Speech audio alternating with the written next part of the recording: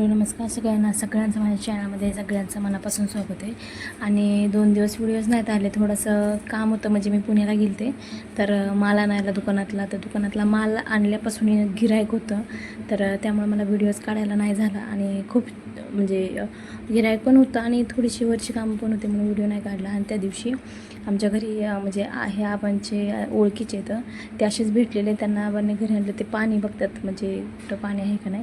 तर त्या दिवशी आमचं चाललेलं बोर घ्यायचं, कारण उन्हाळा आला ना आता, ना आम्हाला ना जी नळीचं पाणी तर ते पुरतच नाही. तर कारण आमचं सगळं पाणी भरून होत नाही, त्यामुळं आणि थोडंसं पाणी जास्त लागतं उन्हाळ्याचं.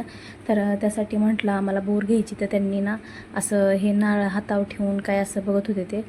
तर त्यांनी एक ठिकाण सांगितलं आम्हाला की म्हणजे की इथं या ठिकाणी पाणी लागणार आहे आणि ते कोणत्या साईडने येतं, किती पाणी आहे, कसं पाणी आहे ते त्यांना कळतं असं म्हणतात. पण म्हणजे त्यांनी ते आम्हाला सांगितलं की ह्या ठिकाणी पाणी आहे म्हणून.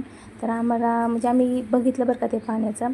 तर त्या ज्या त्यांनी जो पॉईंट सांगितलेला तिथं आम्ही एक म्हणजे सळी ठोकली आहे, ती जागेला जरा पॉईंट केला. आणि त्यानंतर कुठल्या साईडनं पाणी येणार आहे ते म्हणजे त्यांना हे पण कळतं.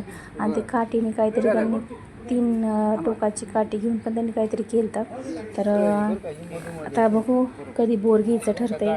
ह्यांनी बघितलं तर पॉईंट तर बघितलेलं आहे. असं म्हणतात की जास्त उशीर लावल्यावर पाणी पण जातं, म्हणजे कुणाला ज्याला बघवत नाही त्यांनी पाणी पण घालवतात. आणि अशी बरेच आसपास माणसं असतात आपल्या.